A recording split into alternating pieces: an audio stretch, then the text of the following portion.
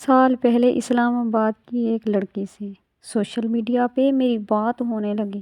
وہ بہت تنہا اور دکھی تھی کیونکہ وہ جس سے محبت کرتی تھی وہ اسے دھوکہ دے کر کسی اور کا ہو چکا تھا۔ شاید اس وقت اسے کسی کے سہارے کی ضرورت تھی، اسی لیے وہ مجھ سے اپنا دکھ درد شیئر کرنے لگی۔ وہ مجھے روز کال کرتی اور ہم گھنٹوں باتیں کرتے۔ میں کوشش کرتا کہ وہ میری باتوں سے خوش رہا کرے اور ایسا ہی ہوا، وہ میرے ساتھ خوش رہنے لگی۔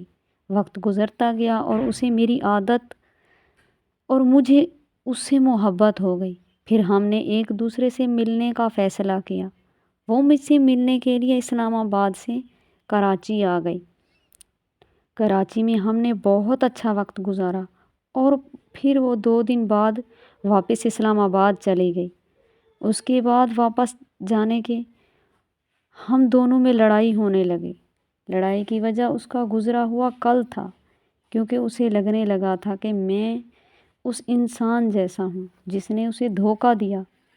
میں نے اسے بہت سمجھانے کی کوشش کی، ہر انسان ایک جیسا نہیں ہوتا، لیکن وہ پھر بھی ہر بار کہتی تھی کہ تم بھی اس جیسے ہو۔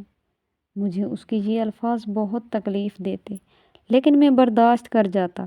ہمارا دن بدن تعلق خراب ہو رہا تھا۔ میرے مصروف ہونے پر وہ مجھ سے لڑائی کرتی۔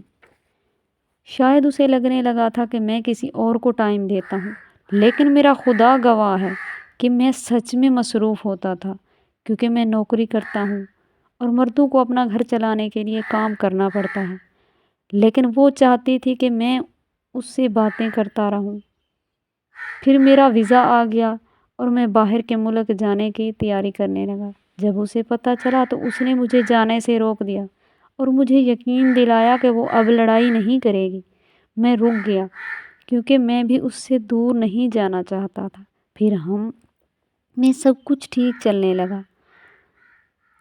ایسا لگنے لگا کہ بہت جلدی ہم ایک ہو جائیں گے، لیکن کچھ دنوں بعد پھر وہ بات بات پر مجھ سے لڑائی کرنے لگی۔ اس بار لڑائی کی وجہ پھر سے اس کا گزرا کال تھا۔ وہ اس لڑکے سے فون پر رابطے میں تھی جس نے اسے دھوکہ دیا تھا۔ وہ لڑکا کسی اور سے شادی کرنے جا رہا تھا، پھر بھی وہ اس سے رابطے میں تھی۔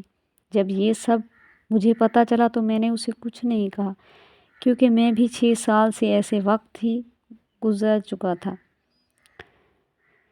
اسی لیے میں نے اس سے کوئی سوال نہیں کیا، بس خاموش رہا۔ اور پھر جس دن اس لڑکے کی شادی تھی، اسی دن اسی لڑکی نے کسی اور کے دھوکے کا بدلہ مجھ سے لیا، مجھے ہمیشہ کے لیے چھوڑ دیا اور میں نے خاموش ہونے کے علاوہ کچھ نہ کر سکا۔